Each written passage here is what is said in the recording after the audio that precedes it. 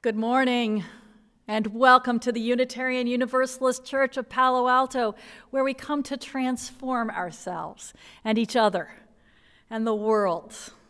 It is so good to be together. You are welcome to keep your video on throughout the service as you choose. We will mostly keep our audio off, but let's all unmute now for a few moments to say hello and hear each other's voices. Greetings, hello. Hello. So many faces and voices. Welcome.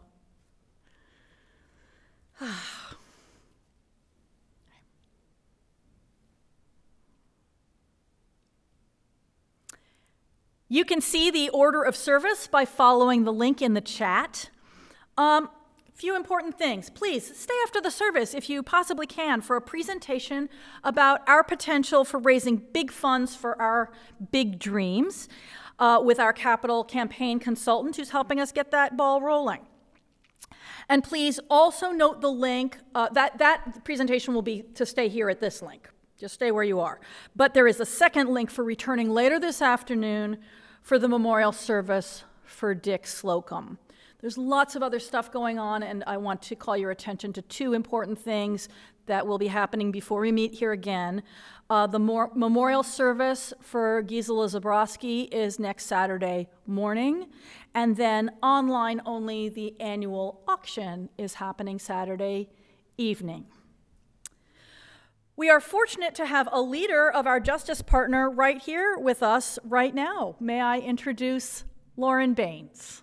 Lauren.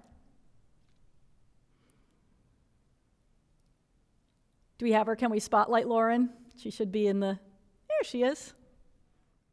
Hello, everyone. I am hoping you can hear me at this point. Yes, I'm seeing some head nods. Thank you. Thank you for inviting me to share information on Surge at Sacred Heart. Surge, which stands for Showing Up for Racial Justice, is a multiracial movement working to undermine white supremacy and to work for racial justice. The Surge National Network has over 150 chapters and affiliates in the US. Surge at Sacred Heart is a group of South Bay people who organize, mobilize, and educate white folks and others with privilege around racial justice.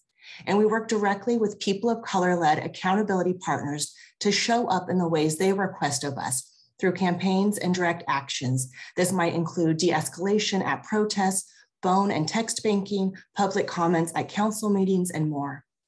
Our accountability partners are Silicon Valley Debug, the Rapid Response Network, and the Amamutsun Land Trust. At Surge, we believe racial justice and economic justice are interconnected. With our fundraising, over 70% of the money raised goes directly to our accountability partners and our racial justice campaigns, remaining portions supporting administrative and programmatic expenses. Recent campaigns include the Care First Coalition to hold the County Board of Supervisors accountable in conducting a robust community engagement process as they pause construction of a new jail and solicit community input for alternatives. We also supported partners in efforts to address the lead exposure caused by Reed-Hillview Airport and to expedite the closure of that airport. Surge also creates and facilitates workshops to broaden participants' understanding of the role of racism and white supremacy, and to help participants acquire actionable steps and practices for dismantling racism. Thank you for selecting Surge at Sacred Heart as your November Justice Partner. If you're interested in learning more, please consider joining an upcoming orientation or even inviting us to do a workshop with your group. Thank you so much. Thank you, Lauren. We are so pleased to have Surge as a partner. This is a new justice partner for us, and lots of folks in the church have been working with this chapter of Surge, so thanks so much for working with us. And now, let us begin our service.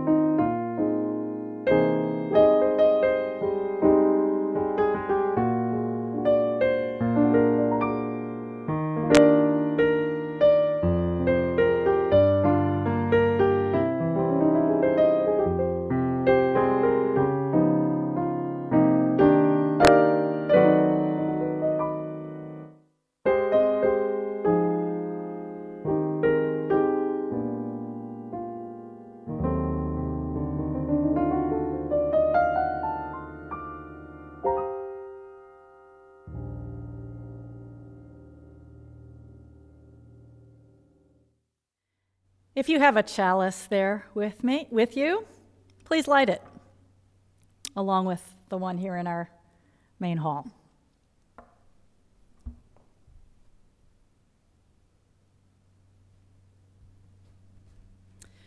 The words of the late Reverend Judith Quarles remind us, at this hour, in small towns and big cities, in single rooms and ornate sanctuaries, and, of course, online, many of our sibling Unitarian Universalist congregations are also lighting a flaming chalice.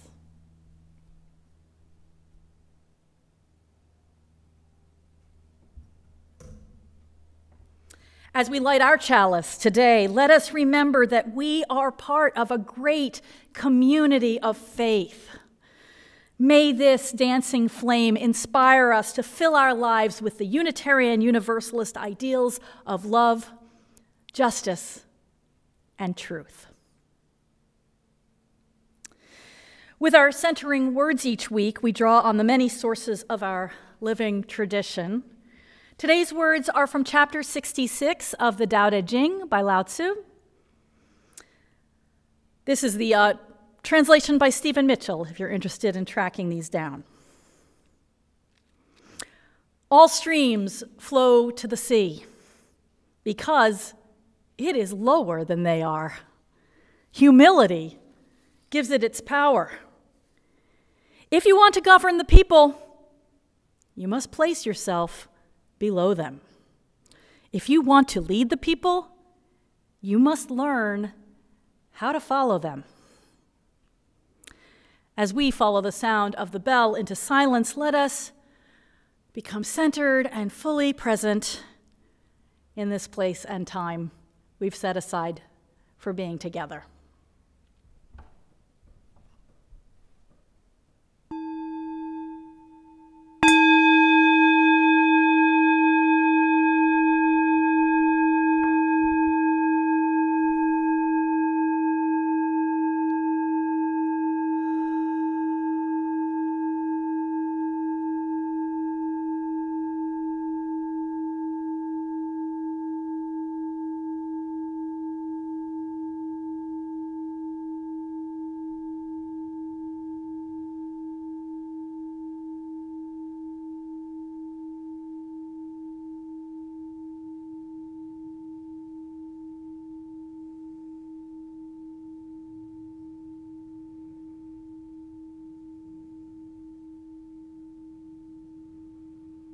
Let's join in as Bruce leads us in singing, "There's a River Flowing in My Soul."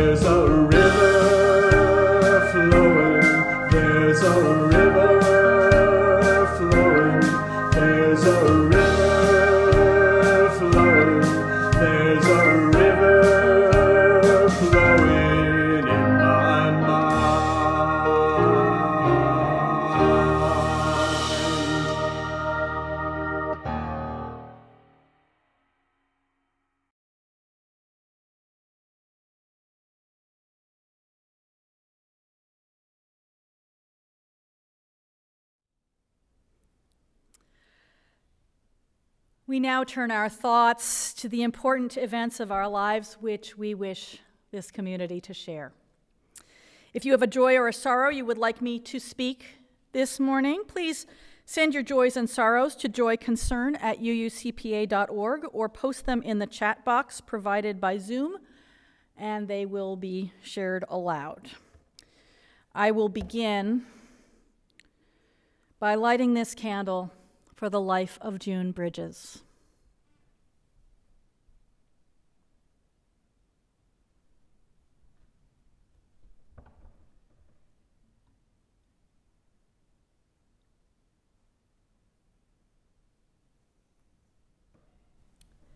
June died in the early morning hours of Friday.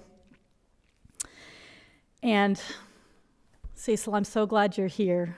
We all want to offer our love and support to Cecil in every way as he is living without her after 70 years together. We will celebrate June's life here soon. Please note in your order of service also other memorials coming up. Dick Slocum's this afternoon, Gisela Zabrowski's this coming week, and Nancy Westerfield's is, I don't think in the order of service, it's on the website scheduled for December 11th. Blessed be. Please join in as Bruce leads us in singing, "Love Will Guide Us."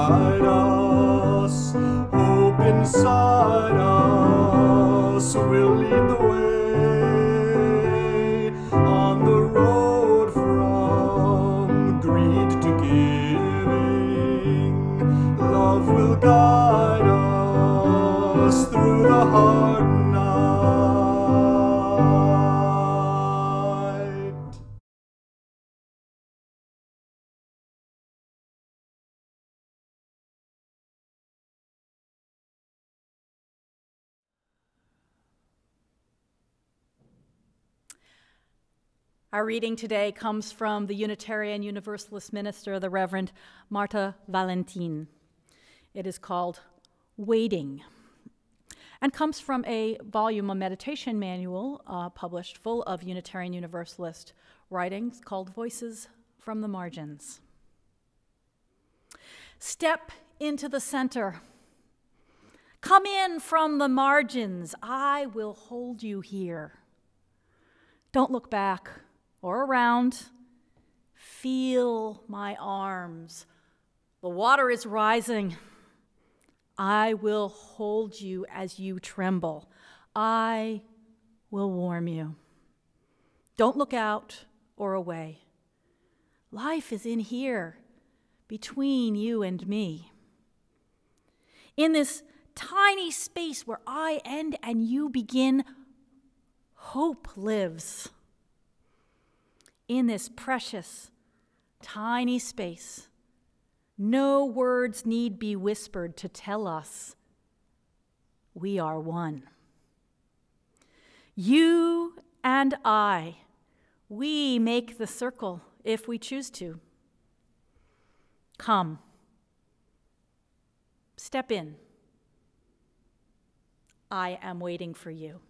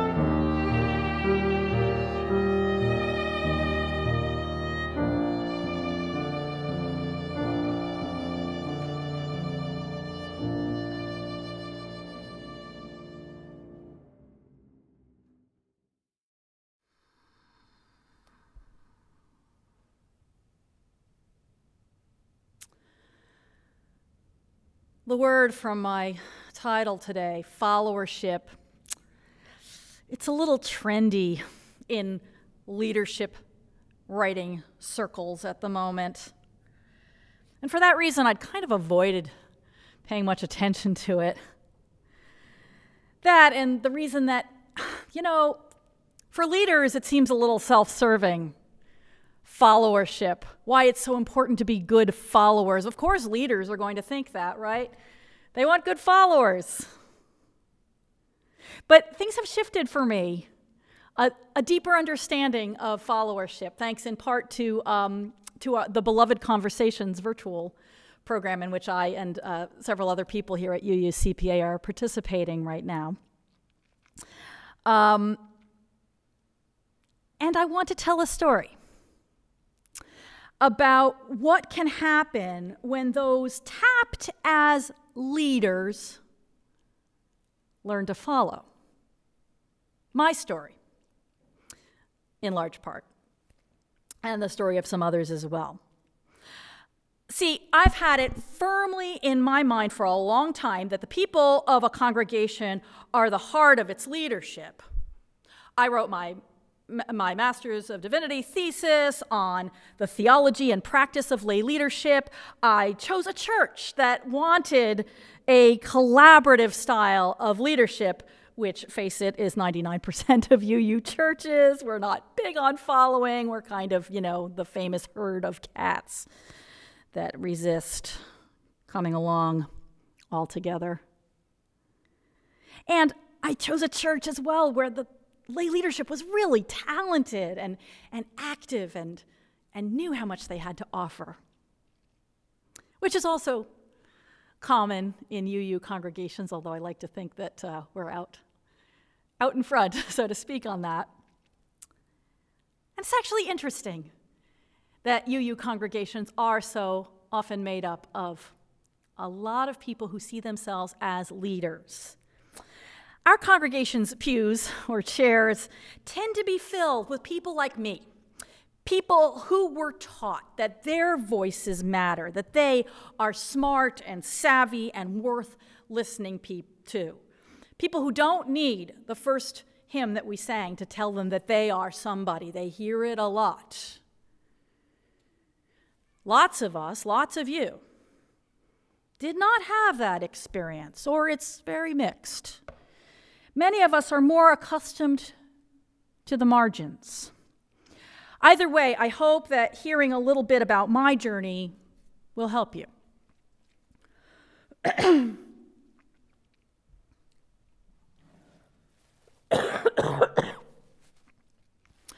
Although I didn't think of myself as a leader for a very long time, the first 45, 50 years of my life, in many ways, I was trained to think of myself as just that. I have parents who, bless them, have told me in explicit and implicit ways all the time that I can be and do anything I set my mind to. I was welcome, my voice was welcome in adult gatherings, even when I was a child and a teenager. I was taught how to speak in public, how to share my views with a large group of people, by the way that our educational system taught it, and my own bat mitzvah speech when I was 12 years old. And then, of course, most of the leaders I saw around me looked and lived very much as I did, with the notable difference that few of them were female. They were mostly white, with a lot of formal education. They spoke standard English. They tended to be able-bodied. They were clearly dressed in new clothes of current fashion. And in all those ways, they, like me, were told they were smart, they were important. Being smart, seeing oneself as important, were the things that mattered most. In this, there was a strong contrast with some of my peers. For example, one I've discovered recently, just about my age, a woman named Mary Dana Hinton, who was told explicitly and in every other way that she did not belong at center stage, the place of leadership. She grew up poor in rural North Carolina, female, African American. Where she lived in the rural South, black people like herself, when they spoke up with authority, when they claimed a spot of leadership, they could be told explicitly and with an explicit threat to back it up, "Who do you think you are?" There in the 1970s and 80s, they would hear, she would hear, "Get back in your place. Your place is the margins." Better believe it. Better stick to them. And when Mary Dana Hinton went to her guidance counselor for advice on applying to college, the counselor told her straight out that as a black woman, college was not a realistic option for her. Some of us need that hymn that we sang at the beginning. Some of us need to be told we are somebody because so much around us is saying that we're not, that we're nobody. I'm wondering at this moment where you situate yourself in these stories. whether you've noticed yourself mostly on the margins or mostly in the center, whether there are some forces putting you in one place and some in the other. Is there a movement going on in you between those two places and where you find yourself now? Are you told, and do you believe, that you can speak before thousands? Or must you give only from the margins, where, as well as we sang, you can give from deep within you and change the world with your love?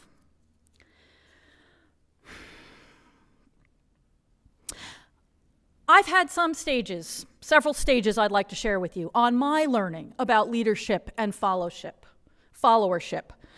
my movement between the center and the margins. One such stage was when I encountered the expression, I don't know when, but a long time ago, nothing about us without us. People saying, when decisions are being made that concern us, that shape our lives, that are made sometimes with great intentions on our behalf, we need to be there. You can't do it without us. We need to be there at the center of the process. Our voices need to be at the center. Nothing about us without us. That little mnemonic, making it a rhyme, seems to have worked. It's stuck in my head. And then another stage for me has been reading the history and the stories that had been mostly omitted from my education, with the exceptions of a couple teachers who said, you know what, this is not in our curriculum, but here's some things you should read. For example, histories and fiction coming from the so-called third world. The stories told by often my peers and my predecessors, people like Dr. Hinton telling their stories, voices from the margins, like Marta Valentin's. Then when I was in college, I had an experience, I who lived so much at the center, a sudden moment of being on the margins and a little window into what that could be like. That too was an important stage in my understanding of followership and leadership, the margins and the centers. Let me tell you the story briefly. I was studying, lucky me, in an abroad program in a small town in India. There were 25 of us, students from the United States, about half female and half male. And while India is a wonderful place, liberating in many, many ways, there was a form of open patriarchal authority there that most of us had not been accustomed to. And that played out in the fact that when we women walked, especially alone, but even in the company just of other women, through the town, sometimes we would be subject to catcalls. Sometimes worse, one woman was groped by a man moving by on a bicycle, which was a frightening and painful experience. We just knew this was part of what we needed to deal with as women and U.S. women in this society. And we developed ways of coping with it together, including talking about it openly among our whole program. Well, one of the men found this very hard to believe. He said, "What? That never happens. I've never seen that." We explained it didn't happen when he was along, that the protection, the presence of a man kept other men from harassing us. And so, no, he didn't see it. But we assured him when he wasn't there, this was our reality. And even so, he found it very hard to believe. It was in one of those moments that I know people who live on the margins experience all the time, of trying to say, I know my reality, here's what it is for me. And somebody who, at that moment, in our experience right there, was at the center saying, I don't believe it, because I haven't seen it. Another important learning for me, another stage in my education on followership, was the expression that one hears often in Unitarian Universalist gatherings, as we're in small groups and trying to learn how to share well together. Take space, make space. Meaning, if you're a person who tends to hang back, to be shy about speaking, to kind of watch what's happening in the room, maybe you can challenge yourself to take a little more space, move into the center, and take up a little more room. Raise your voice.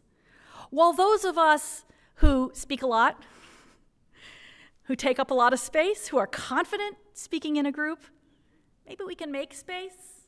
Maybe we can move ourselves to the margins a little and let people know that they can have center stage for a while. That was an important learning for me, one I'm still working on. And then there was something that happened a few years back. I learned this from a colleague who was speaking about what was going on in her church as I was speaking about what was going on here in ours.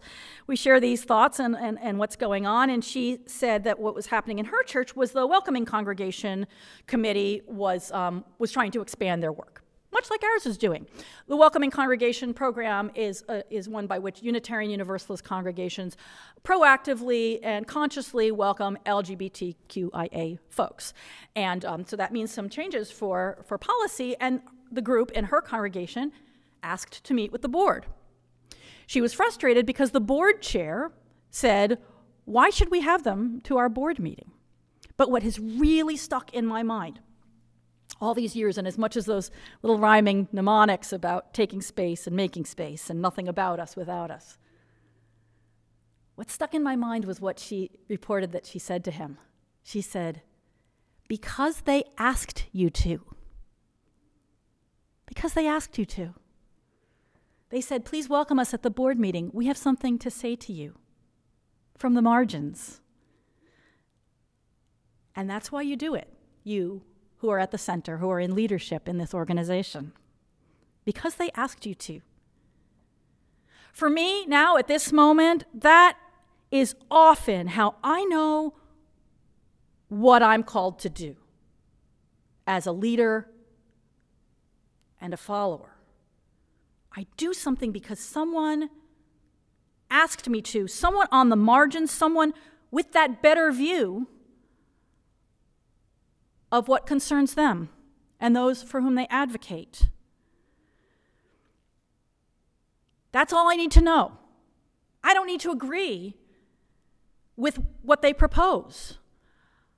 I don't need to think it's the best thing to do. I do it because they asked me to. This is hard learning from those of us trained to be at the center. And if you're listening from the margins and thinking how many times you've tried to do that and people didn't listen, yeah, it goes against all the training. Here's the voice that pops into my mind, my own voice, sometimes at those moments. When I'm there, I've shown up because somebody has asked me to. I'm at the meeting, and I'm thinking, are they making the best decisions? Will they always make the best decisions? Of course not. Humans don't. Even when we're smart, even when we've learned lots about the issues, and even when we're deciding about something in our own self-interest, we're not always sure what to do, and we sometimes get it wrong. Do I need to cite the evidence of a dozen elections to prove that? The strategies that we choose might not be the ones that serve us best. Hey, that's human nature. And so, when I'm trying to be a follower, an ally, and the thought comes to my mind, as it does embarrassingly often, hey, I like strategy A, and they're proposing strategy B, and maybe I should raise my hand and suggest doing it my way. Another wiser voice, and a rather unlikely one, whispers in my ear. It's the voice of Winston Churchill, who said, one of the wisest things I know about leadership and its pitfalls. He said, democracy is the worst form of government, except for all the others that have been tried. Why is democracy so flawed? For one thing, because it's leadership by the people, and the people make bad decisions for thoughtless reasons. We get it wrong. But his voice whispers in my ear, what do you imagine would be better? So, Will the people who have been relegated to the margins for so long always make good decisions? No. But Amy, my friend Winston says to me, what would be a better way? Do you really think you could make a better decision for them than they could? Or should you maybe follow their lead?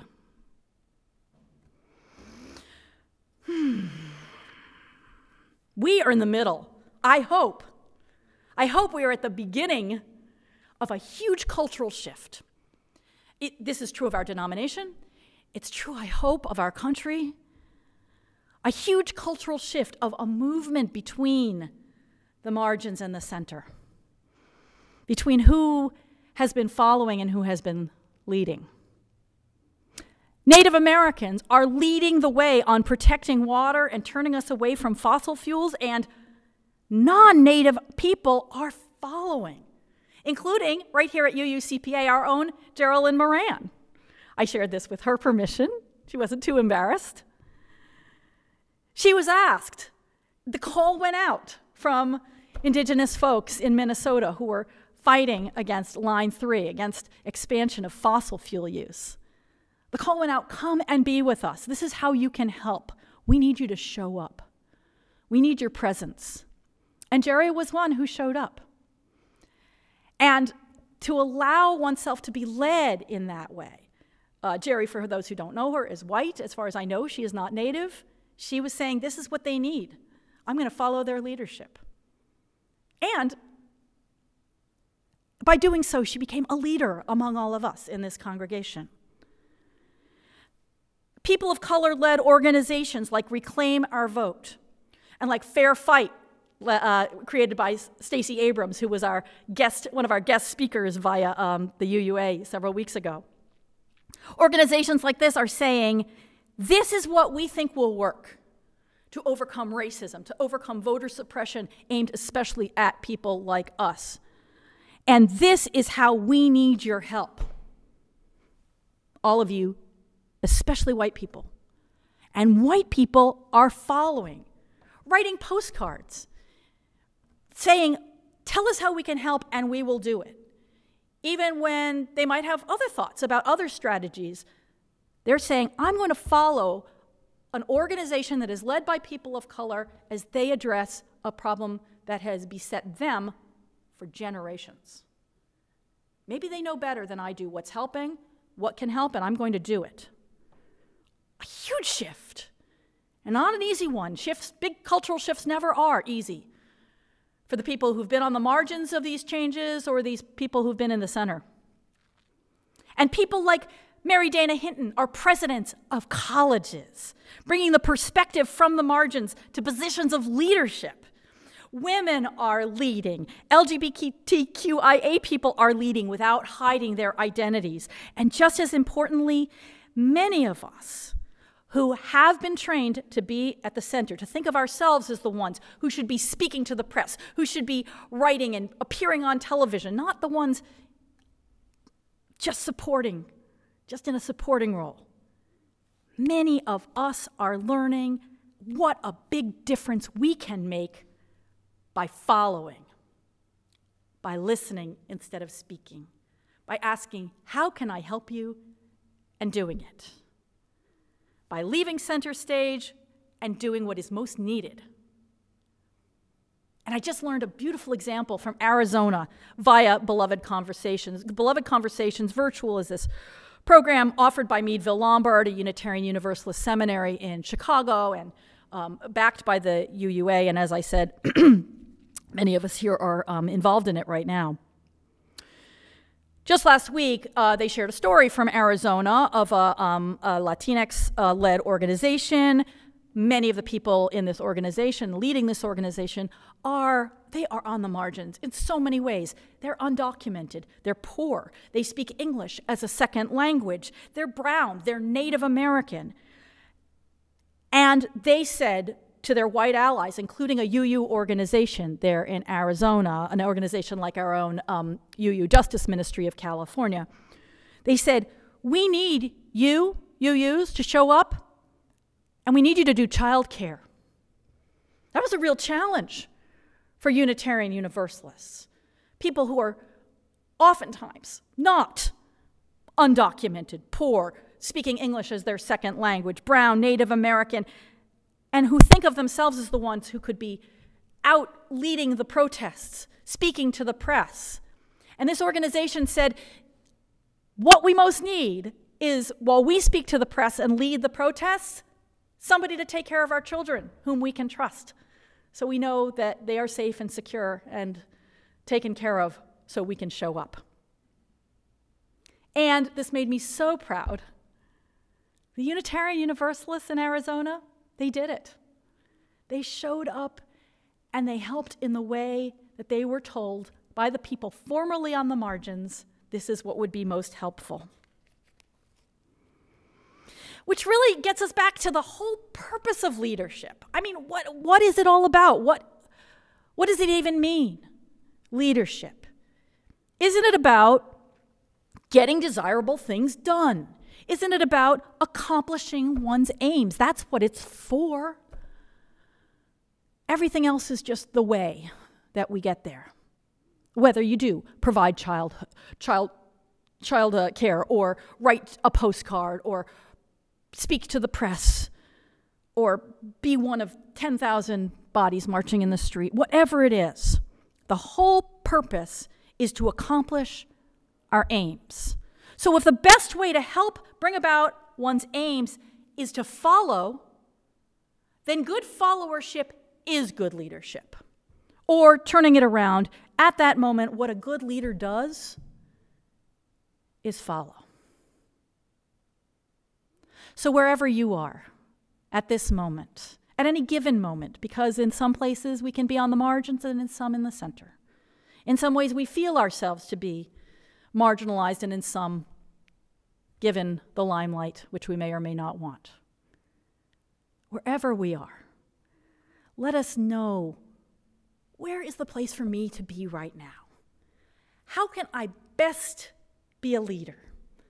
By following those who say, here's what we need, or by taking center stage. May we discern what is most needed for us to achieve our aims, because our aims, friends, they're important and holy and good. So may we do.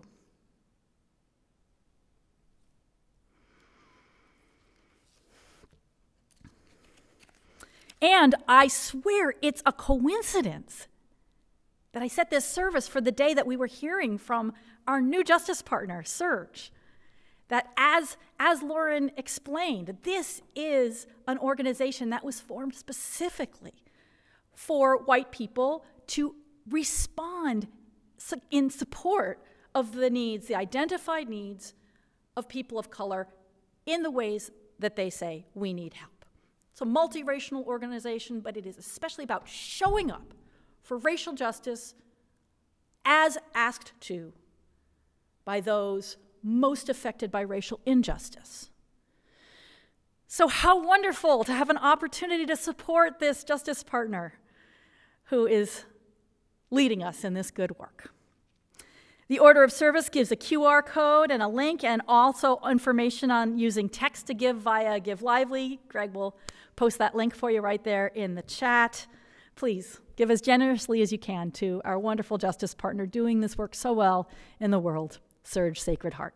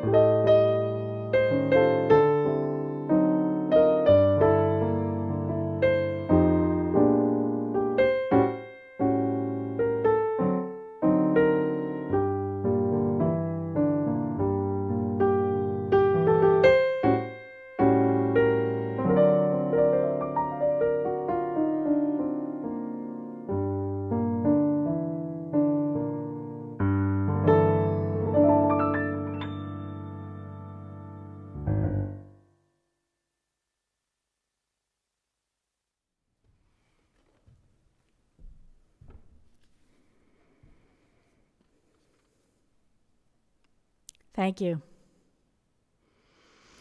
Now let's join in as Bruce leads us in singing Building Bridges.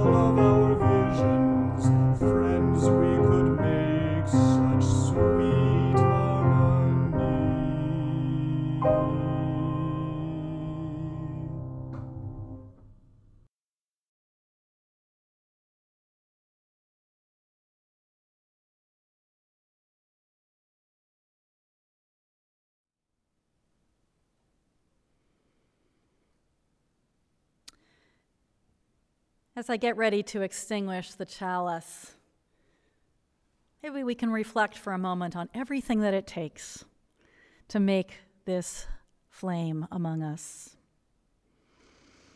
It takes a spark, it takes a wick to draw the oil up towards the burning place. It takes oxygen to help the flame to burn. It takes this bowl of our chalice, and really it takes all of us to see it, to give it its power, and take everything that it means out into the world. So with gratitude for all of us and everything we contribute, let us extinguish our chalice, but take these meanings with us.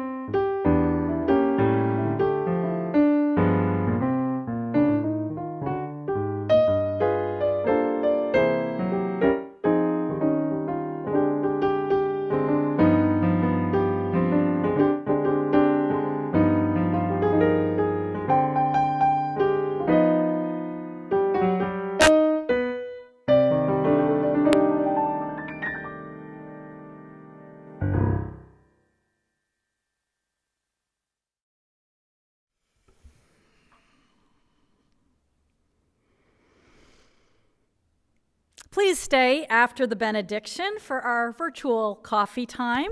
You'll be invited to a short amount of time for small group conversations in our breakout rooms, or you can stay here in the main room with me to discuss the topic of the service. And please do stay on for Rachel Maxwell's presentations. Now, I know I'm contradicting some of the things that have said it starts immediately, but we've told others who are not at this service that it will begin at 12:30, and we don't want them to miss out on this important presentation. So we have a little time to grab a snack, to have a cup of coffee and chat with each other, and then Rachel will begin in 20 minutes. So now, please unmute yourself, turn on your video, if you're comfortable with that, and touch hands virtually like this, or put a hand on your heart and another out to others while we say our benediction together.